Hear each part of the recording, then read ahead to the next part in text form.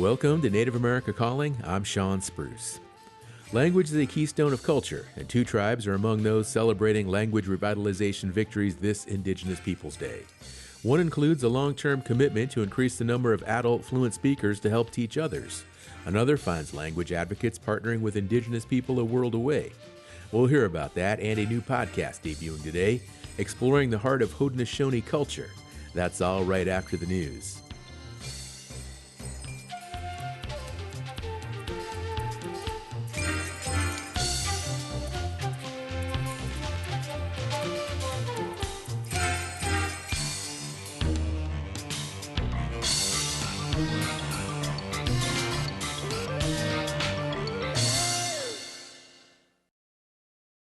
This is National Native News. I'm Antonia Gonzalez.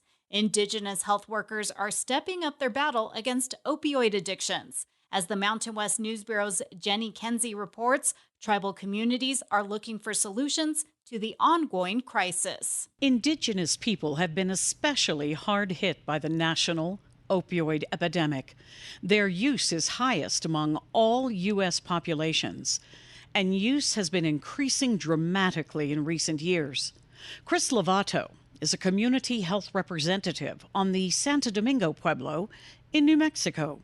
Lovato says the problem is widespread and has even tracked opioid addictions in children as young as 9 and 13. We did experience the 13-year-old hallucinating, just kind of not coherent. And, of course, 911 was called. And after a couple of days, we got the, information that he was high on meth. Funds to fight the crisis come from the federal government's Tribal Opioid Response Program and settlements from lawsuits against opioid manufacturers and distributors. 5 tribal nations in New Mexico and more from out of state are expected to attend a summit on the Santa Ana Pueblo to look for solutions in November. I'm Jenny Kinsey.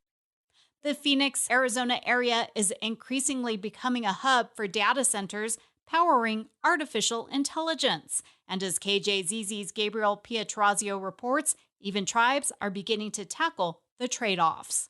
From language and culture to tribal courts and health, the applications are seemingly endless. There's not been a conference on AI in Indian country at all, to my knowledge, and so this is really the first time bringing people together. Tracy Morris, who is Chickasaw and executive director of ASU's American Indian Policy Institute, says she and her team will draft a white paper on takeaways from the day-long Wiring the Res gathering in downtown Phoenix. Among them was critical dialogue about natural resources, a topic initially missing from the agenda, but later added. After we saw stuff on our social media saying, well, what about what it's doing to the environment? I was like, okay, let's add a panel. We got space.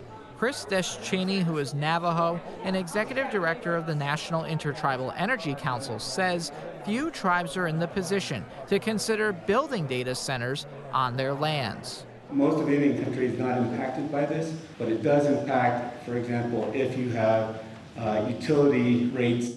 Arizona Utilities, APS, and Tucson Electric Power are now proposing a 14% hike for ratepayers, largely driven by rising energy demands from data centers. For National Native News, I'm Gabriel Pietrorazio. Events were held over the weekend and continue through Monday across the country to celebrate Indigenous Peoples Day. In Berkeley, California, Saturday, the annual Indigenous Peoples Day powwow and India Market was held. It included intertribal dancing, contest dancing, native foods, arts, and crafts. Organizers say this year's powwow marks 33 years of the holiday, honoring ancestors, people of today, and future generations. In Nevada, earlier this year, state lawmakers passed a bill to officially recognize Indigenous Peoples Day as the second Monday in October, but the governor vetoed the measure. According to Native Voters Alliance Nevada, the Native community is still celebrating and invited elected officials, allies, and the greater Las Vegas community to kick off Indigenous Peoples Day at the Welcome to Fabulous Las Vegas sign to honor the holiday. The event includes a ceremonial lighting, speakers, and a preview of future legislative plans. I'm Antonia Gonzalez.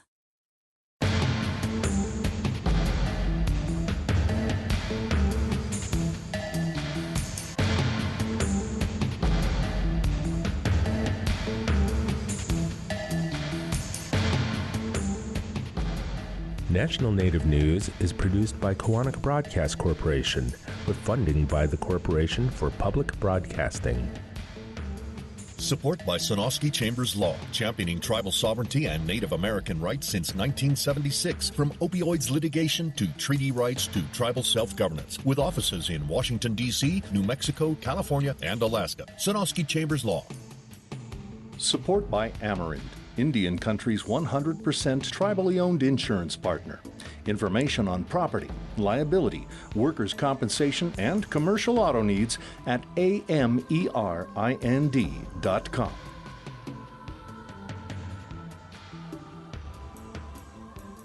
Native Voice One, the Native American Radio Network.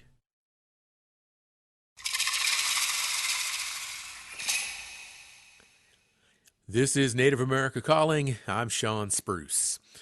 The Yuchi tribe of Oklahoma has built a supportive partnership with Aboriginal people in Australia to revitalize each of their languages. The two cultures are a world away, but they have found common ground in the work and methods to preserve an important cultural resource. And in the Pacific Northwest, the Spokane tribe of Indians just doubled the number of their tribe's fluent speakers. Adult students spent 2 years dedicated to learning the endangered Spokane Salish language as part of a multi-pronged approach. We'll talk with language educators marking these successes on this Indigenous Peoples Day. And later in the hour, we'll hear about a new 5-part TV series focused on Haudenosaunee values and culture. The series debuts today. You can join today's conversation with a comment or question by calling us at 1-800-996-2848. 1-800-996-2848. That number is also 1-800-99-NATIVE.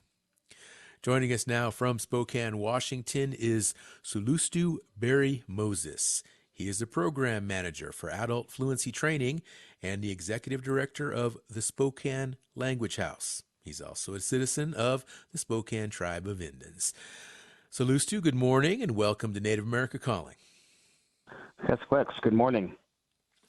Joining us from Tulsa, Oklahoma is Dr. Richard Grounds. He is the executive director of the Yuchi Language Project, and he is Yuchi and Seminole. Richard, hello and welcome back to the show. It's great to have you back.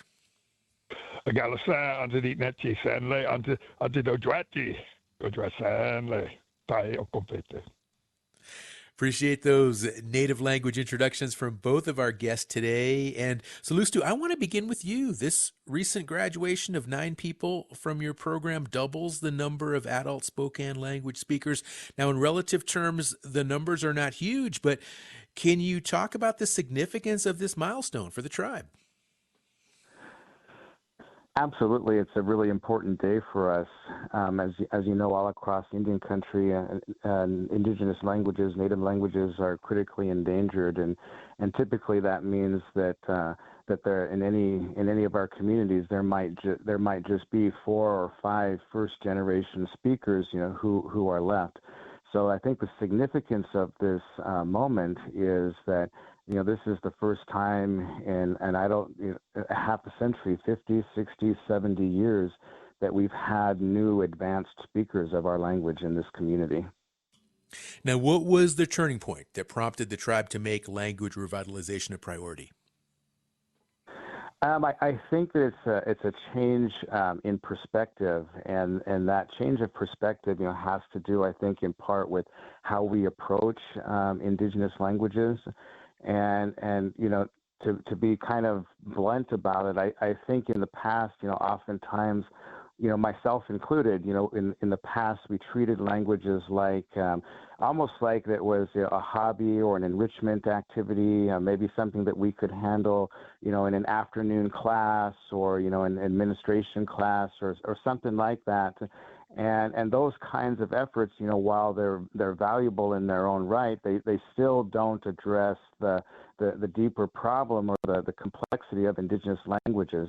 And so part of how that turning point happened is that I made the pitch that we need to start treating our languages like a serious endeavor, a serious study, a serious academic endeavor, and to dedicate significant amount of time for doing that. And the only way that you can do that for adults oftentimes is if there's some kind of, essentially we had to hire them. And worked with our tribal council for about 4 or 5 years to sort of educate them on the process of language acquisition. And really, quite frankly, we had to treat our language acquisition no different than we would learning another language, Arabic or Mandarin or something like that. It's a serious academic study that requires a significant time commitment. And we were really fortunate that our tribal business council saw the wisdom in that and the value in that, and they invested in it.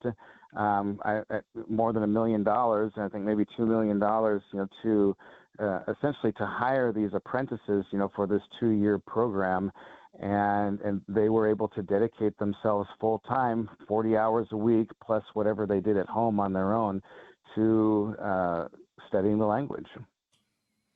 That's really fascinating, and especially I hadn't thought of that before, but I can totally relate to what you described in the past in so many communities, language instruction being thought of as more of a hobby, and what you folks have done is really formalized it into this, a real science here, essentially, a major commitment for these folks who signed up for the program. Tell me more about this initial cohort of adult learners. What prompted them to sign up? Because this was 2 years of their lives, full-time job. Oh, absolutely. And myself included in that, 2 years for me as well, the commitment of teaching and also learning alongside them. I have to say, I'm not 100% fluent in the language myself. So part of that was a study for myself as well.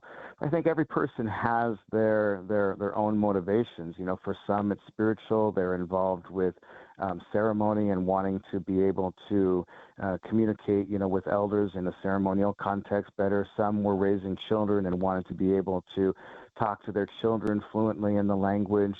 Everybody has their own motivation for that, but ultimately, I think it was that motivation and that love for the language that gave them the commitment and the fortitude to stick with it for 2 years.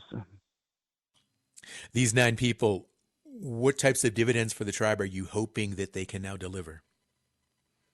Well, so several of these, 3 of the students actually they returned to their previous positions in the tribe.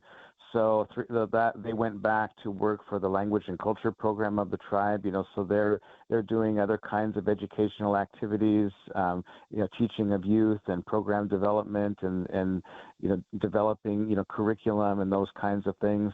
One of them actually took a job with a neighboring tribe doing similar kinds of cultural and language activities.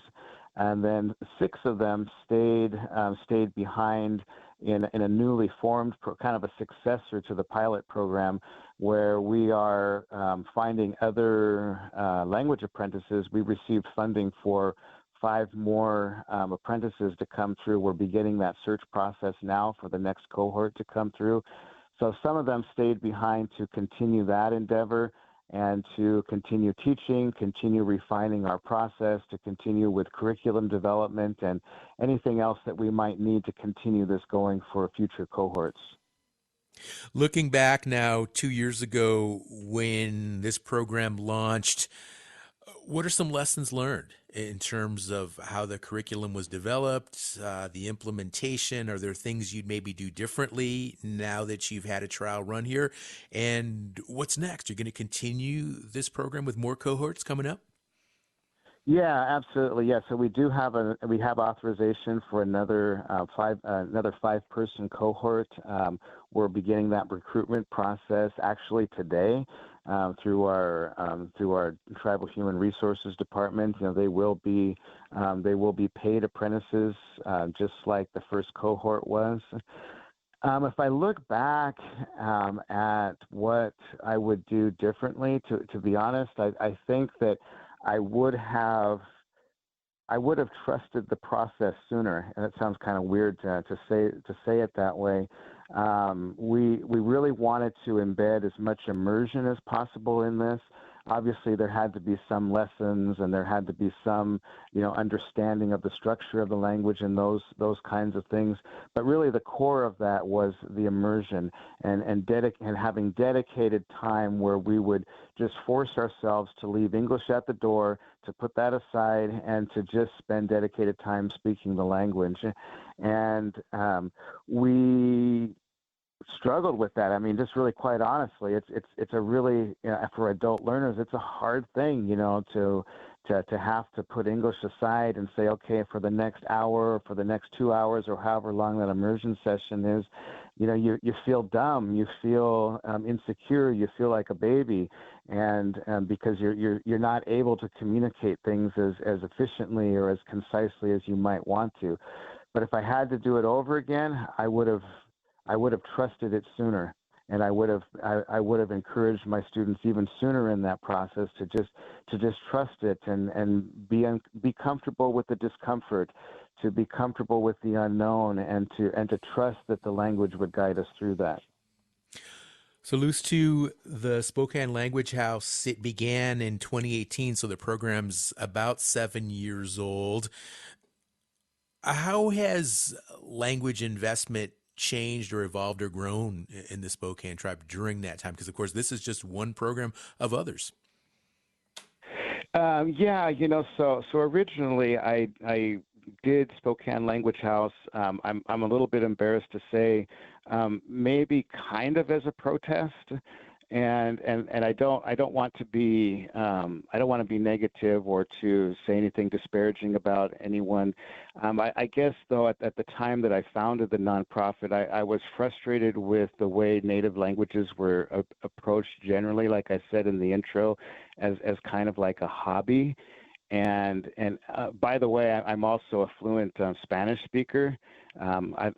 Spanish is actually my second language, and so I brought with it that perspective of like, oh, if we really want to do language acquisition, then we have to. There's a science to it, that is actually pretty well understood, globally.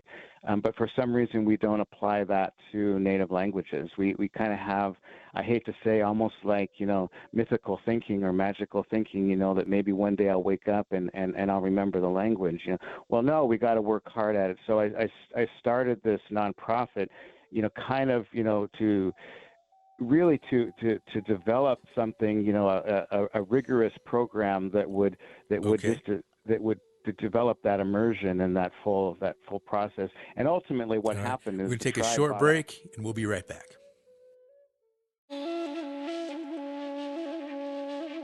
A gathering in New Mexico this week will reassess how Native Americans are represented in history, from the folklore of Paul Bunyan to the creation of the National Park Service. We'll get a sample of the discussions and also hear about how some Western artists portrayed Native people. That's coming up on the next Native America Calling.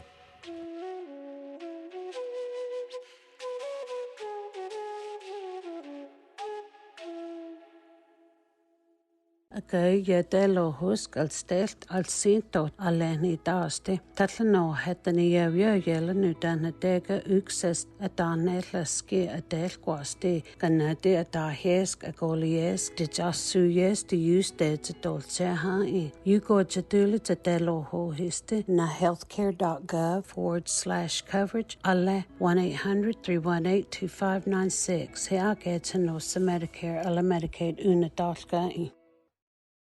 Thank you for listening to Native America Calling. We're talking with Native language educators on finding unique strategies to save their endangered language on today, Indigenous Peoples Day. You can join us with a comment or question at 1-800-996-2848. That's also 1-800-99-NATIVE.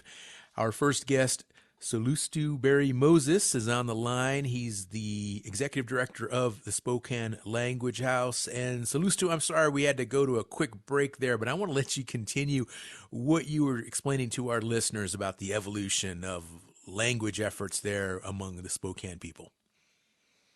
Yeah, I think just to summarize, that since I started this, the nonprofit in 2017 and until now has been, I think, mostly a paradigm shift between how we approach languages. It's ultimately, it doesn't necessarily matter so much, what approach or what curriculum or what it is that you use.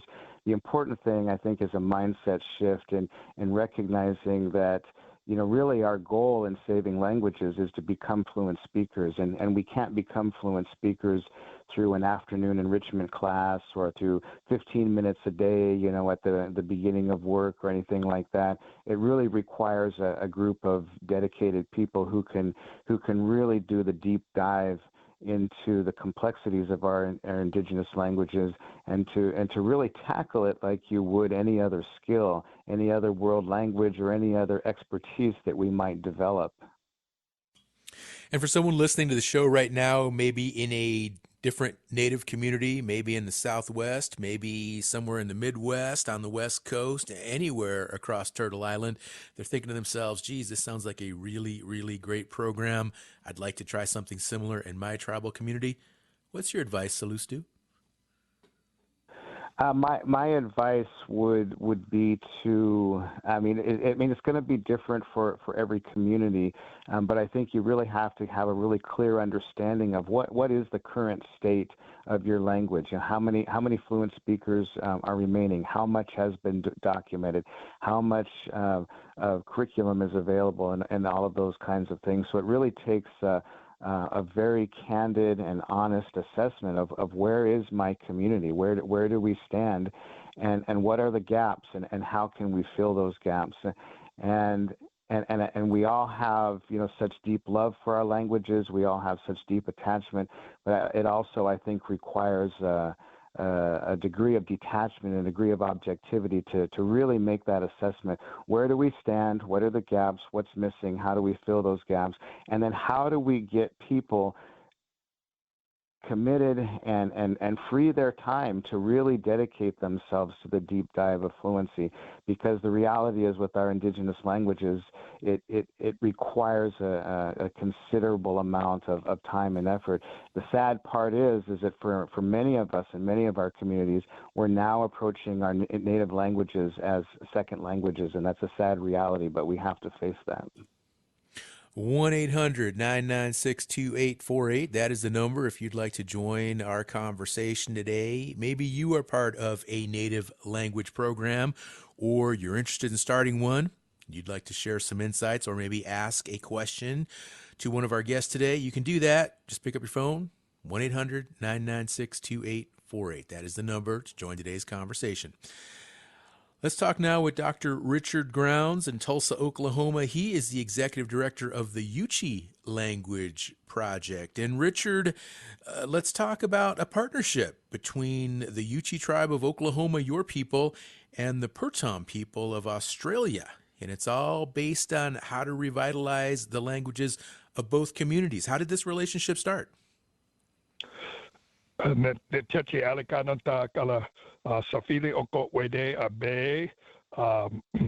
just quickly shout out to Salustu, Barry Moses. We were able to meet on an amazing language conference down in Oaxaca. Seemed like a couple of years back, and really a lot of respect for the work that they're doing.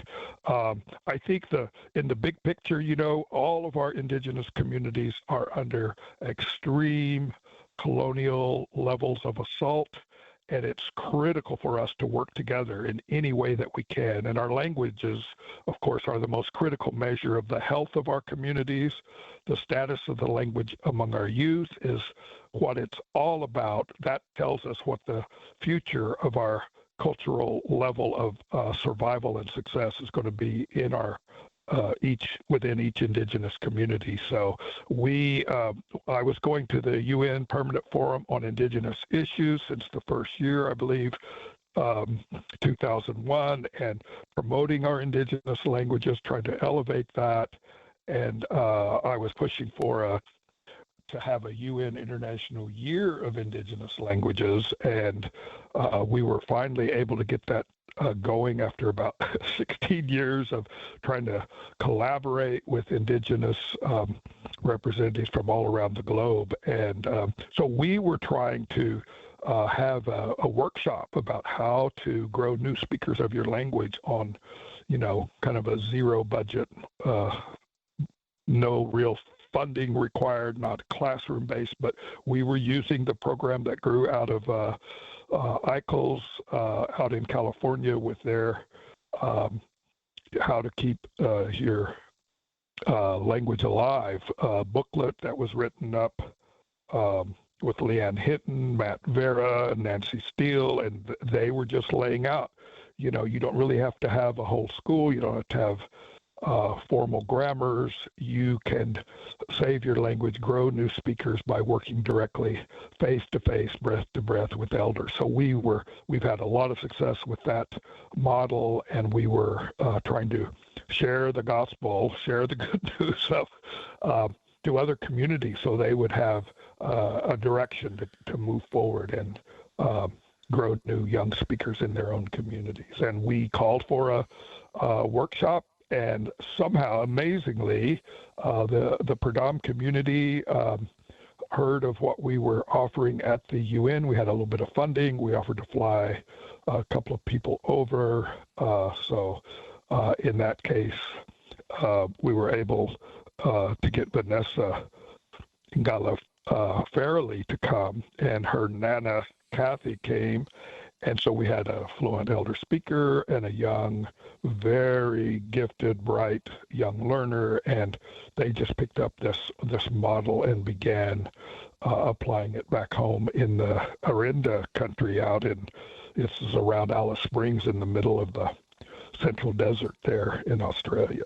And so that kind of began a connection with them where they really picked up the ball and began to really apply it locally in their own community and work with their elders. Now, Pradam representatives, they have visited you folks in Oklahoma, and you, of course, have gone to Australia. What were some of the key takeaways to these visits, and what's ultimately the benefit of sharing language knowledge with another Indigenous group on the other side of the world that doesn't speak your same language? In fact, not even probably remotely connected in many ways. Yes, it's quite amazing when you start looking kind of globally. When you look at the big picture, the colonial assault on our indigenous languages has been strangely uniform. There was this pattern of stealing. They have the stolen generation in Australia. Here we had this kind of ugly colonial history of the boarding school experience, and so there's this kind of direct assault on our communities that's common around the globe. But likewise, it means that this effort to assault individual indigenous nations, then in order to deal with that, likewise, we need to join together, work with one another, support one another in the effort to revitalize, reclaim our common effort to restore our languages. And as a result of the colonial assault itself, that is to say, there's such a really high level, sorry to say, unfortunately, the reality is that so many of our communities are in very similar circumstances with very few remaining first language native speaking elders. So we have been working with our elders in the Yuchi community for the last, quarter century at that time. And so we were able to share our learning, our experience, all the mistakes that we've made, the things that haven't been that helpful for us. But so we're able to share some of those things that has really been helpful for them.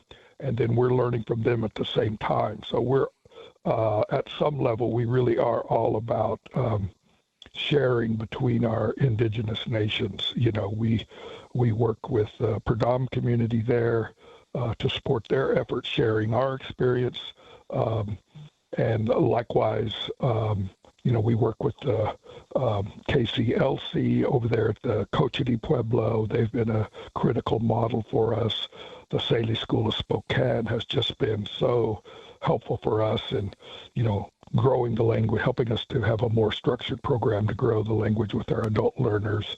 And So that's really what it's all about, is for us as indigenous communities to reconnect between our nations, between our languages. Even though our languages themselves are different, our Yuchi language is unrelated to any other language on the planet, but yet our experience of the colonial assault and ways of coming back from this kind of assault and shaming and all the ugliness that's been perpetrated by the kind of the colonial project. The messaging is always about blaming the victim. It's your fault. Your language isn't strong enough. Your cultures aren't adequate. These kinds of messages were very heavily promoted for the last 150 years, and so we kind of confront those things rather directly and explicitly. We were able to present to a Native Language Conference in Alaska and talk to them about just literally, I got up and literally brought tears to the elders' eyes because I told them, just kind of directly confronting the colonial messaging and saying how beautiful the elders were that were gathered in that room. And just how beautiful the language and how smart they are, because the colonial project often really isn't very quite on track and really aren't that smart. That is to say, our indigenous nation, the Yuchi people, have been declared extinct for now like 200 years. Over 200 years, there have been reports that we're extinct. We're still here. We are still here. And so we share, and we come at it, we try to come at it with a lot of joy and with a lot of positive energy for our youth and with our elders as well. All right. Thank you, Richard. Let's go to the phones. We've got our first caller of the day on the line. This is Nigel, who is listening today in Arizona. Hello, Nigel. You're on the air. Thanks for calling in. Oh, thanks for having me. I appreciate it. And, wonderful listening to these different stories about native language and such. I don't know how much I can contribute to this other than I have been in the music business my whole life as a engineer, audio engineer, producer, and preservationist for major record labels. And I was approached years ago, back in 2005, by someone who had heard of my preservation works, which was the Hopi tribe here in Arizona. And it's kind of snowballed from there. So I preserved over 10,000 audio reel-to-reels and cassettes with the Hopis. And some of that language, majority of it, tribal council, special council sessions, legislative sessions. And, not to bore you, but with that, this passion came to me about trying to help the Native Americans on preserving their history and linguistics, which I had some success doing. I don't want to get into all the tribes I've worked with. I have over 40,000 hours of just Native American audio preservation. Okay. And 10,000 hours film and video.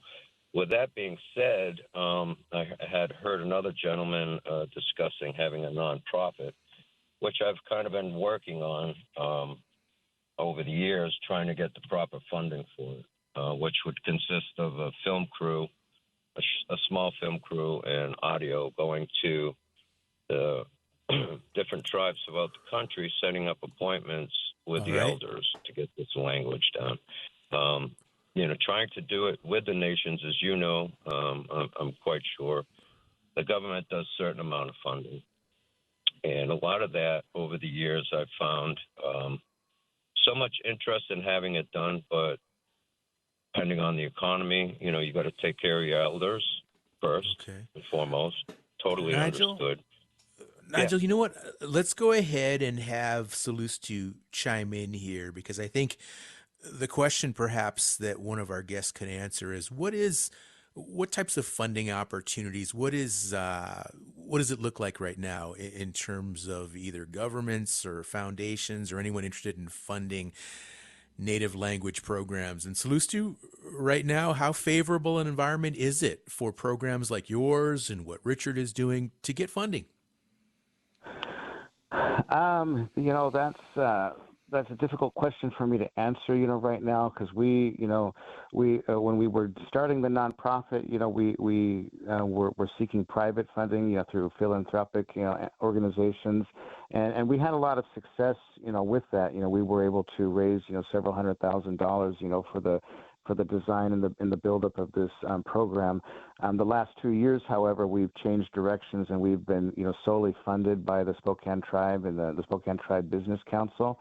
But my impression is, or at least my experience over the last few years, is that funding was available, and it had to do, I think, more with the ability to tell a compelling story and to be able to make the pitch, so to speak. Okay, thank you for chiming in there and helping out our listener Nigel in Arizona.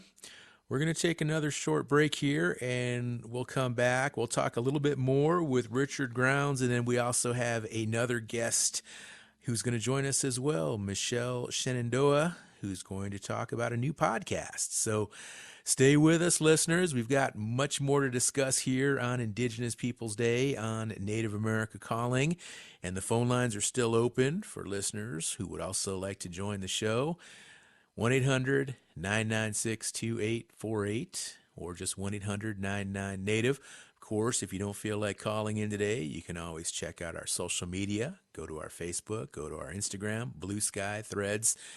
And you can also visit our website, nativeamericacalling.com. You can comment on today's show. You can also go back and scroll through our archives and look at recent shows that you're interested in hearing. You can just click on those and you can hear recordings of shows going way back. Last month, last year, 2 years ago. Lots to talk about, lots to discuss, lots of good content here on Native America Calling. And we're just glad that you are all here with us today on Indigenous Peoples Day. We'll be right back.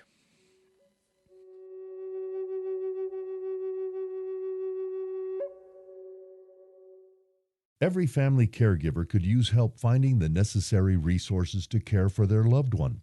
The AARP Family Caregiver Resource Guide helps family caregivers access key programs, services, and agencies in their communities. A copy of the guide is available by calling 877-333-5885 or online at aarp.org/caregiverresources. AARP supports this show.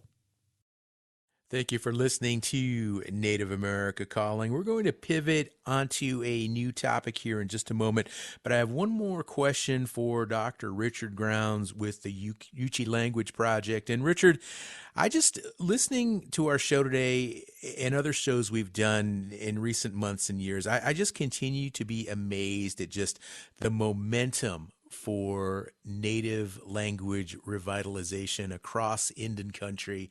And, I can remember as a kid growing up and my grandmother telling me, you'll never be able to really learn the language. You'll never learn the language if you didn't learn it as a native speaker, if you didn't grow up in the village. You're just not going to learn it. And now, it's so obvious hearing you in Solustu, that type of thinking is so out of date. Yeah, that was one of our biggest challenges in the Yuchi community. That's part of, again, the strategy, of really identifying the colonial messaging that has really been harmful to our young people coming up over generations now. That's been the messaging I grew up with. That notion that our languages are somehow dirty. That's why they were washing our mouths out with soap, in boarding schools and public schools, was literally to give us that message that your language is dirty, it's ugly, it's somehow holding you back. So that's what we're trying to turn around. I don't say that there's a immediate and total fix about it, but and maybe to respond to our caller just a moment ago, it's really critical to, re-energize, make those native language recordings available to the community. What matters is that it's available to our youth, it's available to our communities, not just academics. So this is critical that we need legislation in this country to have, in the same way that we had in 1990, the NAGPRA, the Native American Graves Protection and Repatriation Act, that we would have something maybe NALPRA, Native American Languages Protection and Rematriation Act, so that all of our communities have full access to the recordings, the written materials, anything that was done with their languages, so that they can be about the business of restoring them fully. And, this is just such a critical piece as we move forward. Not only do we need to support one another, but we've got to have access to our indigenous materials that, in the colonial alchemy, somehow it's kind of been reserved for academics or scholars, and that relates also to the funding question. We can't wait for funding. Most of the funding for Native American languages, actually literally millions of dollars are being spent on indigenous languages, but almost all of it is going to academic research, almost all of it.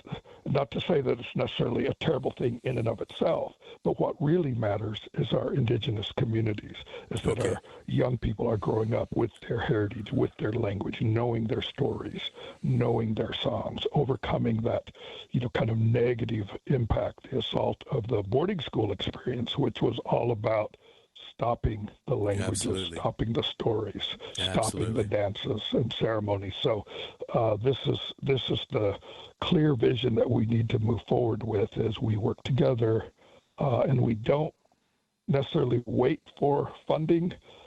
We need to make it an absolute focus to keep our language alive, particularly while we still have elders who can guide us and help us with their knowledge.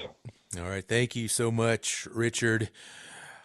A TV show series debuts tonight on a New York PBS affiliate station that explores concepts like the doctrine of discovery, democracy, feminism, and others from a Haudenosaunee perspective. We're now going to talk to the host of the program. If you'd like to join our conversation, you can call in. The phone lines are still open, and the number is 1-800-996-2848. That's also 1-800-99-NATIVE.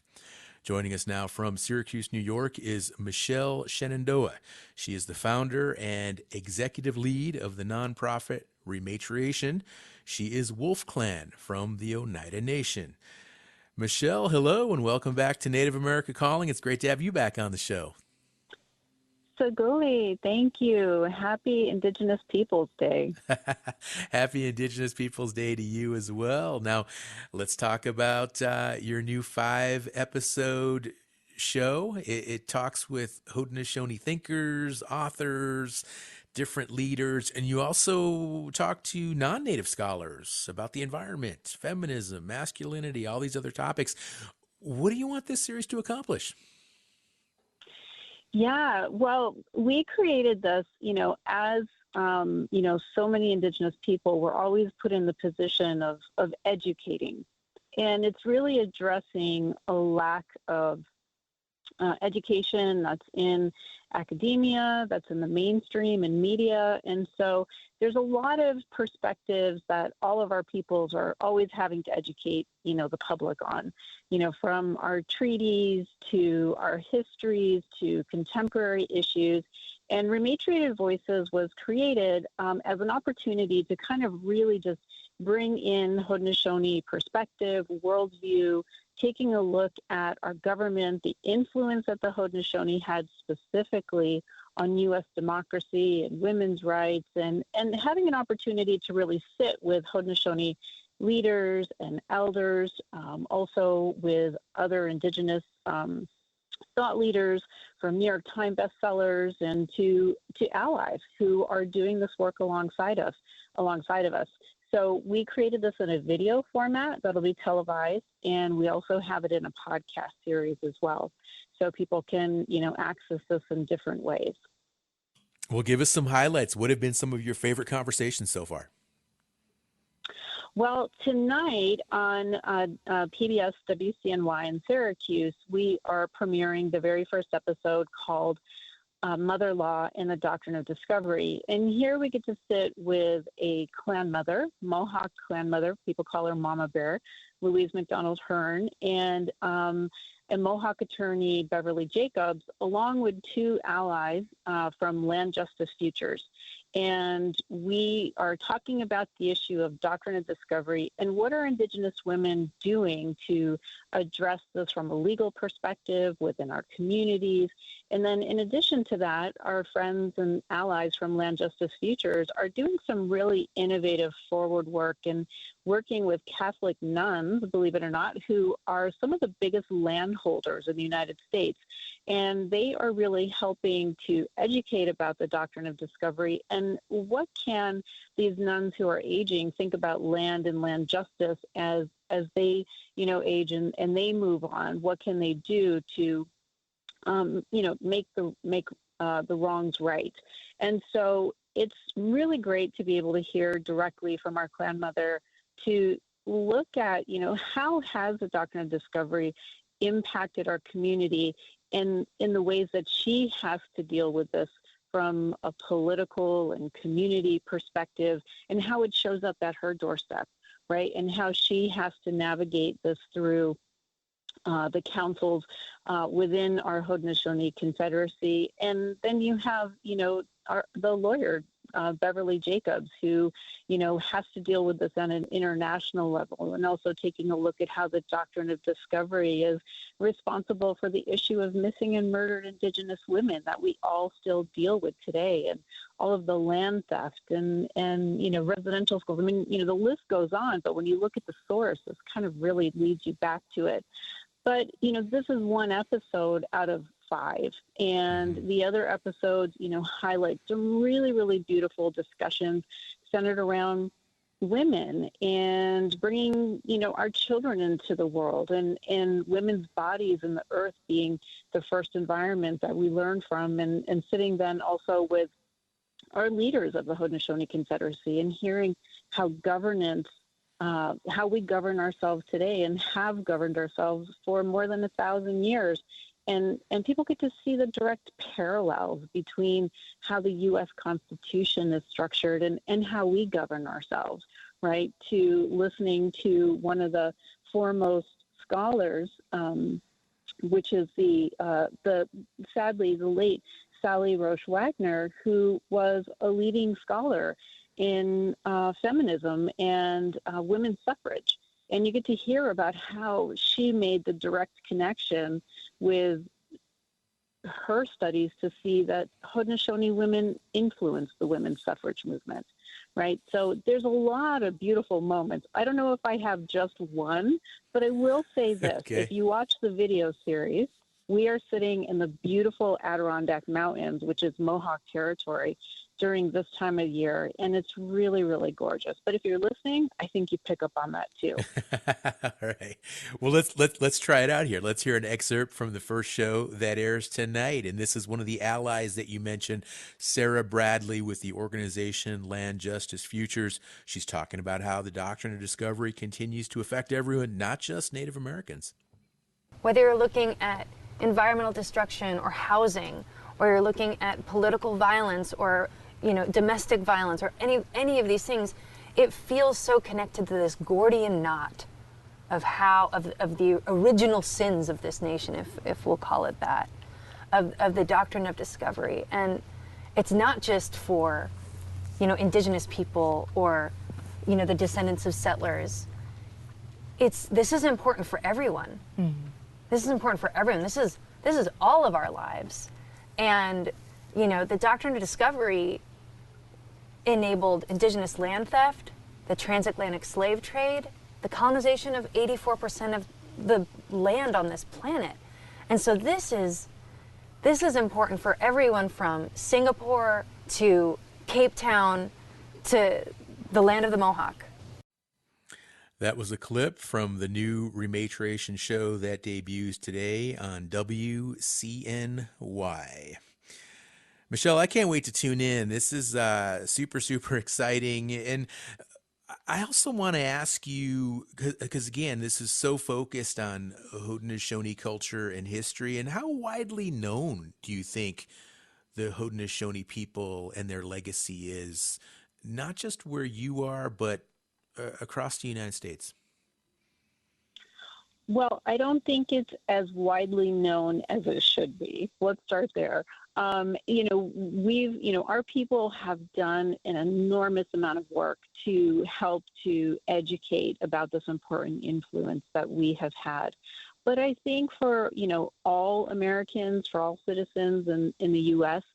and even beyond, if you can see that the U.S. Constitution has roots that are indigenous, it'll lead you to pathways of peace, of inclusion, of equity, of balance, of thinking of the natural world and thinking of 7 generations. And so I like to think that, while Americans are really questioning democracy, I think it gets really muddled because it left out all of those important elements.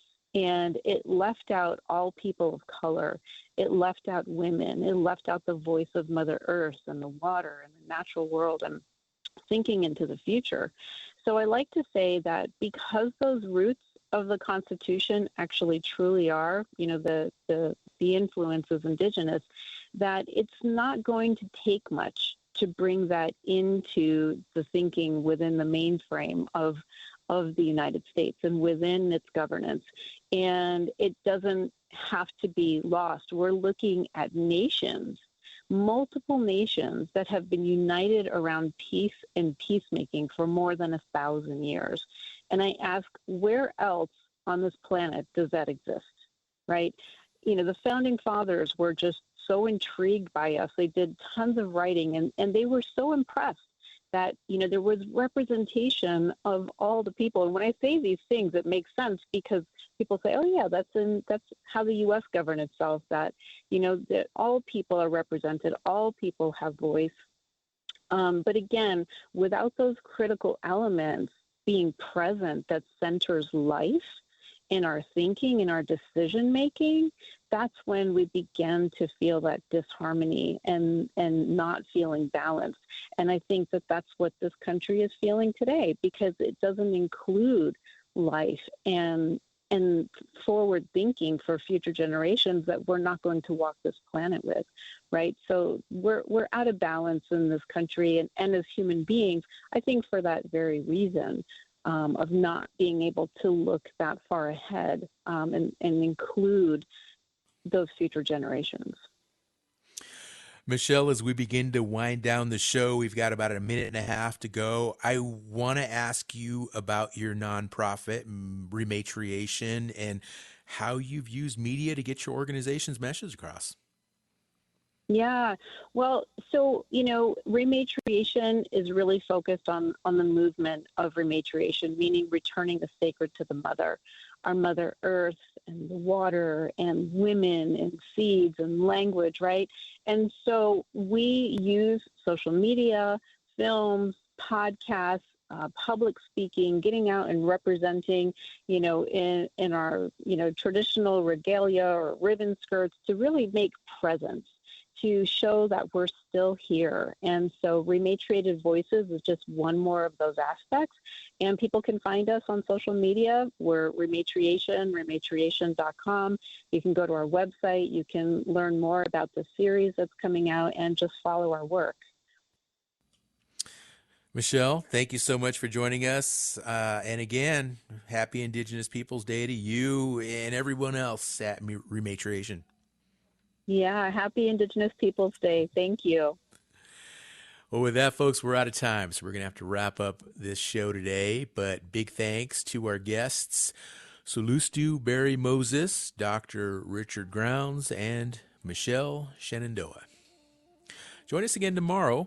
We'll have a preview of a history conference that re-examines how Native people are portrayed over the decades. Hope you'll tune in. Until then, I'm Sean Spruce. You've been listening to the one, the only Native America Calling. The Association on American Indian Affairs invites all to Tribal Museums Day, December 6th through December 12th. Tribal museums may offer no-cost or reduced admission, gift shop discounts, art markets, and live cultural demonstrations. Tribal Museums Day honors diverse Native nations as the experts of their own cultures.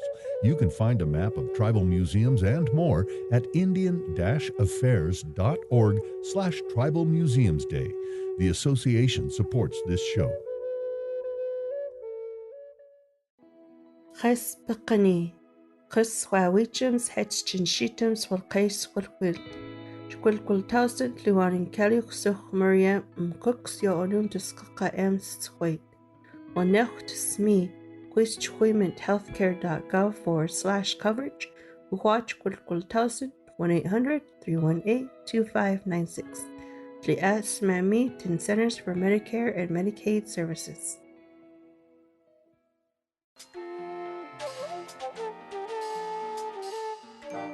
Native America Calling is produced in the Annenberg National Native Voice Studios in Albuquerque, New Mexico by Quantic Broadcast Corporation, a Native nonprofit media organization. Funding is provided by the Corporation for Public Broadcasting with support from the Public Radio Satellite Service. Music is by Brent Michael Davids. Native Voice One, the Native American Radio Network.